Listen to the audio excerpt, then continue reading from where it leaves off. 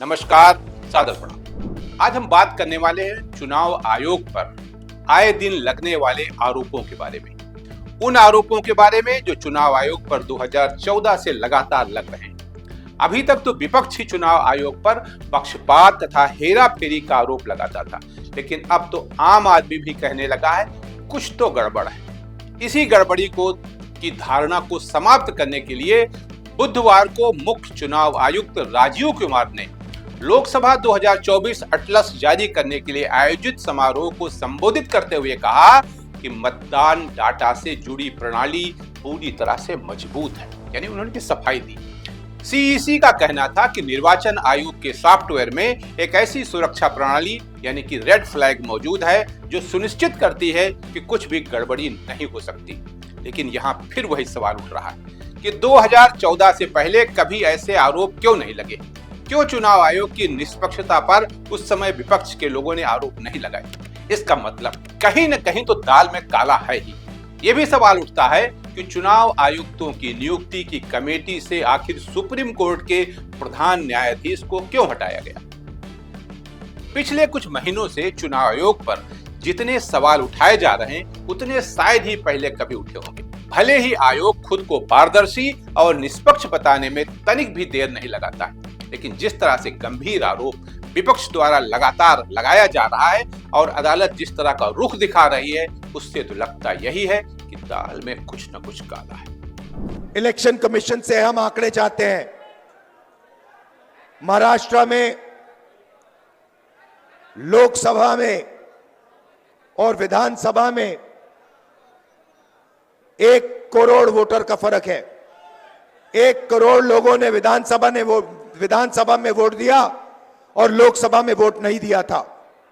हम जानना चाहते हैं, इलेक्शन कमीशन से जानना चाहते हैं कौन लोग हैं, और हमने इलेक्शन कमीशन से कहा है कि आप हमें लोकसभा की महाराष्ट्र की वोटर लिस्ट दीजिए और विधानसभा की वोटर लिस्ट दीजिए, और इलेक्शन कमीशन हमें वोटर लिस्ट देने को तैयार नहीं है। यह देश के सामने सच्चाई है। बिना आग के धुआं कहां उठता है? ऐसा लग रहा है कि इस बार चुनाव आयोग बुरी तरह से विपक्ष के दांव में फंस गया है। अब तक तो आयोग तमाम आरोपों को बेबुनियाद कहकर नकार देता था, लेकिन महाराष्ट्र चुनाव के बाद जो हालात बने हैं उससे चुनाव आयोग की विश्वसनीयता पर कई लोग संदेह जताने लगे। दरअसल महाराष्ट्र के मतदाताओं की संख्या में आई अब तक की सबसे बड़ी उछाल लोगों को पच नहीं रही। वोटरों की संख्या में वृद्धि भी महज 5 महीने में हुई।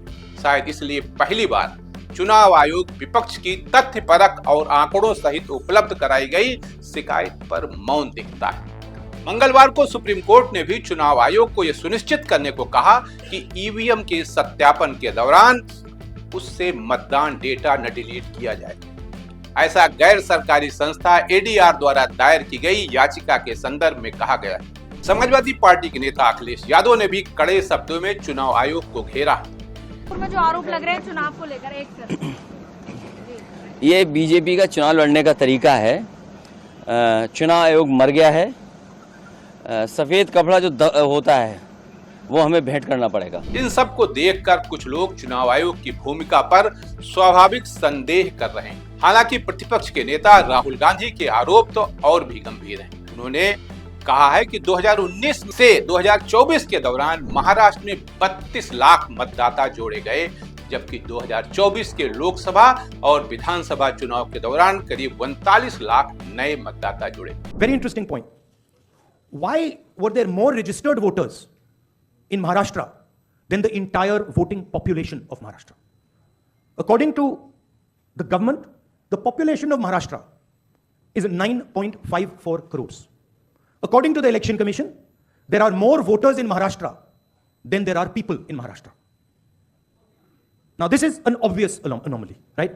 Somehow, voters have suddenly been created in Maharashtra. The government itself is saying our population is 9.54 crores. And the Election Commission has more voters than people in Maharashtra. इस तरह महाराष्ट्र में मतदाताओं की संख्या राज्य की वयस्क आबादी से भी ज्यादा हो जाती है, क्योंकि महाराष्ट्र की वयस्क जनसंख्या 9.54 करोड़ है, जबकि चुनाव आयोग के मुताबिक महाराष्ट्र में 9.70 करोड़ मतदाता हैं।